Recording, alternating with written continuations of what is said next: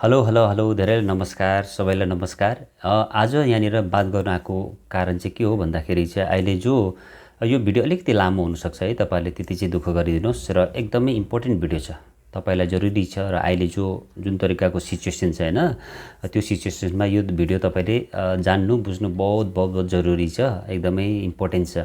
कुरा के हो भन्दाखेरि चाहिँ अहिले जुन तरिकाले बिमारीहरू है बढिरहेको छ, क्रोनिक डिजिजहरू छ, यदि तपाईँलाई कुनै प्रकारको बिमारी छ, pressure, sugar, kidney, heart, even cancer, कुनै प्रकारको पनि रोगले तपाईँलाई ग्रसित हुनुभएको छ भने अहिले फिलहाल सबभन्दा पहिला तपाईँले दिमागमा सोच्नु पर्यो कि मलाई पर्मनेन्ट सल्युसन चाहियो या त टेम्पररी है। टेम्पररी भनेको तपाईँलाई के भन्छ त्यसको कन्ट्रोल, ओन्ली कन्ट्रोल, केवल कन्ट्रोल चाहियो या त तपाईँलाई पर्मनेन्ट सल्युसन चाहियो। सबभन्दा पहिला तपाईँले त्यो क्वेसनको एन्सर आफूलाई सोध्नु पर्यो। अनि कसैलाई पनि सोधिन्छ भने तपाईँलाई पर्मनेन्ट सल्युसन चाहियो या त टेम्पररी हैन, या त तपाईँलाई के भन्छ कन्ट्रोल चाहियो। यसमा त सबैलाई भन्छ मलाई पर्मनेन्ट सल्युसन चाहियो, तर बुझ्नु चाहिँ पर्यो तपाईँले। यसको लागि सबभन्दा नम्बर 1 पोइन्टमा आउँछ तपाईँको दिमाग हैन। दिमागलाई हमेसा तपाईँले पोजिटिभ राख्नु पर्यो। पोजिटिभ कसरी राख्ने भन्दाखेरि चाहिँ तपाईँले आफूलाई सोच्नु पर्यो कि कुनै प्रकारको पनि रोग होस्, चाहे इभन क्यान्सर पनि होस्, तर तपाईँको दिमाग स्ट्रङ छ भने त्यो रिकभर हुनसक्छ, यानि तपाईँले पर्मनेन्ट सल्युसन पाउन सक्नुहुन्छ। तपाईँले यो विश्वास आफ्नो मनमा ल्याउनु पर्यो।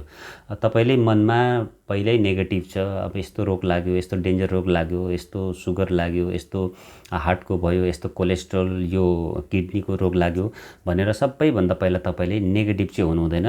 कुनै पनि रोग लागेको छ भने त्यो रोग एकदमै पर्मनेन्ट सल्युसन जानु सक्छ, पर्मनेन्ट सल्युसन त्यस्तोबाट पाउन सक्नुहुन्छ।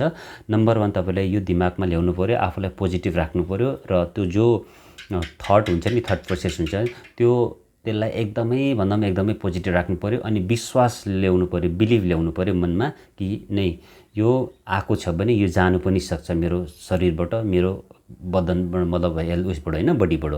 यो तपाईँले सोच्नु पर्यो। अनि अर्को कुरा यसैमा मतलब उयसमा नै है, के अरे ब्रेनकै कुरामा भन्दाखेरि तपाईँले मान्छे यस्तो हुन्छ नि, कुनै पनि रोग लागेपछि ज्यादा बाँट्ने हैन, एउटा कसलाई पनि भनिरहेको, उसलाई पनि भनिरहेको, फोनमा पनि भनिरहेको, त्यो सबभन्दा पहिला तपाईँले कटअप गर्नुपर्छ। त्यसो गर्दाखेरि चाहिँ त्यो भनिबस्दाखेरि चाहिँ के हुन्छ भन्दाखेरि नि, जति भने तपाईँको त्यो बडीको भाइब्रेसन्स, थट प्रोसेस भयो, थर्ड वेव्सहरू भयो, त्यो अटोमेटिक बिमारी हुँदै जान्छ है। त्यो बिमारी हुँदै जान्छ। अब मैले बुझेको कुरा चाहिँ तपाईँसँग बात गरेको है, यो कुराहरू तपाईँले कसैसँग पनि सेयर नगर्ने, बार नभनी बस्ने, बार मुखमा ल्याइ नबस्ने। जति मुखमा ल्याए त्यति नै त्यो बढ्दै जाने हो। जति तपाईँले नराम्रो कुरा गर्छ, नेगेटिभ मुखमा ल्याउँछ, बिमारीको कुरा ल्याउँछ, कुनै पनि चिज नेगेटिभ ल्याउँछ भने त्यो जब पनि तपाईँले बार रिपिट गरिबस्यो भने त्यो अझै बढ्दै जाने चिज हो हैन। भन्छ नि, जहाँनिर उयो जान्छ, फोकस जान्छ, जहाँनिर एनर्जी जान्छ, त्यो चिज बढ्छ भन्छ नि त नि। त्यो चिजहरू याद राख्नुहोस्। र यो दुईटा कुरा उसमा भयो हैन, यो साइकोलोजिकल लेभलमा यो भयो। र सेकेन्ड कुरा के छ भन्दाखेरि चाहिँ, सेकेन्ड कुरा तपाईँले याद गर्नुपर्ने चाहिँ, तपाईँ जब पनि यो प्रकारको रोग लाग्छ भने तपाईँले हस्पिटलतिर दौडिने होइन, तपाईँ जङ्गलतिर दौडिनुपर्छ है। भन्दाखेरि त अलिकति उयो लाग्छ नि, अप्ठ्यारो पनि लाग्छ होला। यो चिज चाहिँ तपाईँले बुझ्नुपर्ने। यसमा म ज्यादा एक्सप्लेन गर्दिनँ। भन्नुको मतलब चाहिँ के हो भन्दाखेरि चाहिँ, तपाईँको सोल्युसन चाहिँ त्यतापट्टि छैन। मैले भने नि, त्यतापट्टि छैन, तपाईँको जङ्गलपट्टि चाहिँ तपाईँको सोल्युसन, पर्मनेन्ट सोल्युसन पाउनुहुन्छ। त्यो जो भने नि मैले, टेम्पोररी सोल्युसन हो, त्यहाँनिर जस्ट कन्ट्रोल मात्रै छ। तपाईँले एकदम बुझ्नुहोस्, धेरै गहिराइमा बुझ्नुहोस् यो चिजलाई। त्यतापट्टि चाहिँ पर्मनेन्ट सल्युसन छैन, तपाईँको जङ्गलपट्टि चाहिँ पर्मनेन्ट सल्युसन छ। भन्नुको मतलब चाहिँ के हो भन्दाखेरि चाहिँ, हरियो सागपात, हरियो चिज, नेचुरल चिज, फ्रुट्स, हरियो पत्ताहरू, जति पनि ग्रिन भेजिटेबल्सहरू छ है, तपाईँले चाहिँ जङ्गललाई चाहिँ एकदमै माया गर्नु थाल्नुपर्छ। जे भेट्छ त्यही हरियो, हाफ बोइल भन्दा अझै ज्यादा अनकुक्ड फुडहरूप्रति तपाईँले लाग्नु पर्यो। फ्रुट्सहरू एकदमै राम्रो हो, नेचुरल चिजहरू छ, जति पनि हरियो पत्ताहरू छ हैन, जस्तै पुदिनाको पत्ता भयो, के अरे यो चटनीहरू बनाएर खाने जति पनि हरियो पत्ताहरू छ त्योपट्टि एकदमै तपाईँले त्यसलाई चाहिँ शिकार गर्नुहोस्, शिकार है। अनि त्यही भन्छु नि, तपाईँले जङ्गलपट्टि लाग्नुपर्छ, तपाईँले सहरपट्टि नलागेर जङ्गलपट्टि लाग्ने कोसिस गर्नुहोस् र त्यसमा नै तपाईँहरूको एकदमै पावर छ। मैले त सुनेको थिएँ यो रिम्बिक साइडमा कहाँनिर कसलाई किडनी भएको थियो अरे, उसले यति साह्रो हरियो पत्ता खाएर जे भेट्यो त्यही पत्ता खाएर खाएर खाएर डक्टरले भनिसकेको उसलाई 4th स्टेजमा पुगिसक्यो किडनी।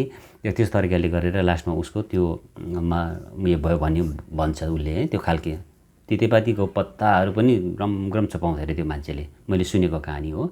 कुक्ड फुड चाहिँ तपाईँले ज्यादा से ज्यादा एभोइड गर्नुपर्छ। कुक्ड फुड जति पनि पाकेको चिजहरू छ है, त्यो पाकेको चिजमा त्यो के अरे जति पनि प्याक्ड फुडहरू त तपाईँले एकदमै टोटली एभोइड गर्नुपऱ्यो। जति पनि इन्डस्ट्रियल फुडहरू छ त्यो त एकदमै तपाईँले छोड्नै पर्छ तपाईँ यदि रोगी छ भने चाहिँ है। हामी त अलिकति उयो नै छौँ अहिलेसम्म त है, भगवानको उयसमा नपरोस्, कानमा नपरोस्, अहिलेसम्म त हामी त लकी नै छौँ है। कुनै प्रकारको कुनै पनि औषधि खानु परेको छैन भनौँ न होइन। यो पनि अब आफैले गर्दा नै हो, आफूले नै सेक्युर राखेर नै हो, आफूले नै थोडा अलिकति भए पनि कन्सियस भएर नै हो है। अहिलेसम्म ठिकै छ भनौँ न है। ठिक छ, यसमा ज्यादा कुरा बात नगरौँ, भगवानको कानमा पर्छ फेरि है।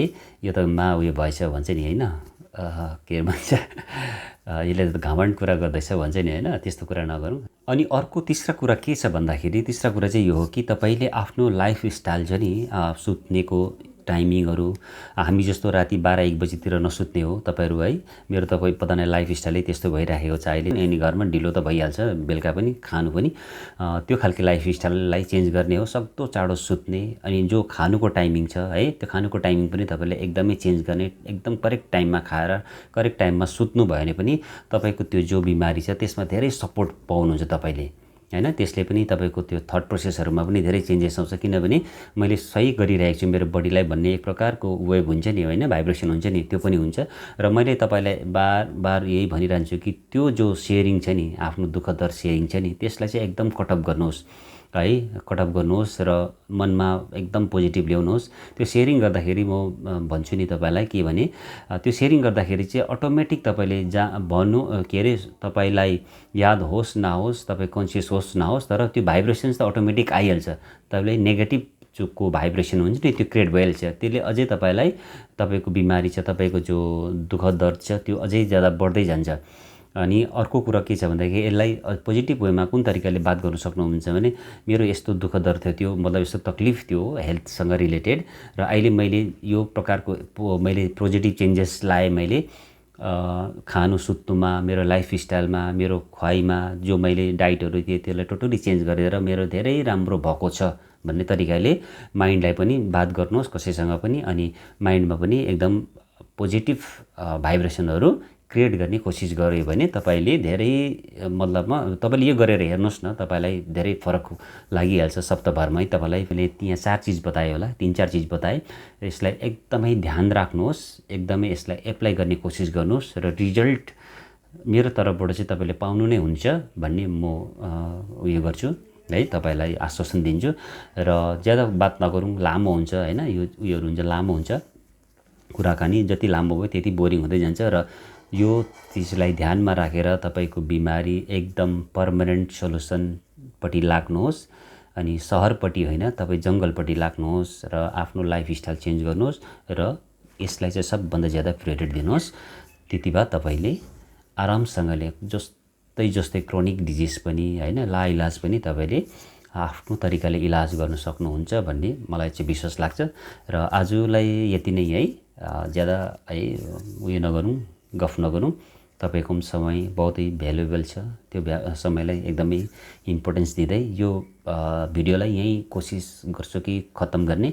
र आउने दिनहरूमा पनि धेरै राम्रो राम्रो चिजहरू तपाईँसँग सेयर गर्छु म है, किनकि धेरै चिजहरू एक्सपिरियन्स गर्यो। डाक्टर विश्वरूप चौधरीसँग पनि धेरै क्लोज सम्पर्कमा कामहरू गरेँ मैले है। अहिले त्यति उयो छैनौँ, तर पनि डाक्टर विश्वरूप चौधरी चाहिँ तपाईँ चिन्नुहुन्छ, यदि चिन्नु हुँदैन भने तपाईँले सर्च गर्न सक्नुहुन्छ। र उसको थ्रुबाट मैले धेरै ज्ञानहरू पनि लिएर मैले तपाईँलाई यो चिजहरू बताउँदैछु र आफूले पनि एक्सपिरियन्स गरेको चिजहरू तपाईँसँग सेयर गर्दैछु है। र आजलाई यतिमै मलाई बिदा दिनुहोस्। र यो च्यानलमा कोही पनि नयाँ हुनुहुन्छ भने भिडियोको यहाँनिर मुनि एउटा रातो उयसमा पट्टीमा लेखेको छ सब्स्क्राइब भनेर, त्यसलाई प्लिज प्रेस गरिदिनुहोस्। यसरी सब्स्क्राइबलाई प्रेस गरिदिनुहोस्। त्यो गर्ने बित्तिकै राइट साइडमा एउटा बेल घन्टीको एउटा आइकन आउँछ, त्यसलाई पनि टिक गरिदिनुहोस्, क्लिक गरिदिनुहोस् र एउटा अल लेखेको आउँछ सबभन्दा टपमा अल लेखेको आउँछ, त्यो अललाई क्लिक गरिदिनु भयो भने फेरि दुबारा यसमा कुनै प्रकारको कोही पनि राम्रो भिडियो तपाईँलाई हाल्छु भने, अपलोड गर्छु भने यो च्यानलमा सबभन्दा पहिला तपाईँले नोटिफिकेसन पाउनुहुन्छ। मैले भिडियो हालेँ भनेर त्यो भिडियो हेर्ने मौका तपाईँले सबभन्दा पहिला पाउनुहुन्छ। त्यति गरिदिनुहोस्। अनि यो भिडियो तपाईँलाई राम्रो लाग्यो भने एकदमै आफन्तसँग, आफ्नो साथीसँग, आफ्नो परिवारसँग तपाईँले यसलाई सेयर गरिदिनुहोस्, बाँड्नुहोस् र लाइक गर्नु चाहिँ नभुल्नुहोस्। साथसाथै कमेन्ट पनि गर्नुहोस् तपाईँलाई यो भिडियो कस्तो लाग्यो है। ल यति भन्दामै तपाईँलाई आज म बिदा लिन्छु। धेरै धेरै धन्यवाद। तपाईँले अहिलेसम्म यो भिडियो हेरिदिनु भइरहेको छ भने र wish you all the best. Thank you very much for watching this video. Bye bye. जय हिन्द। वन्दे मातरम।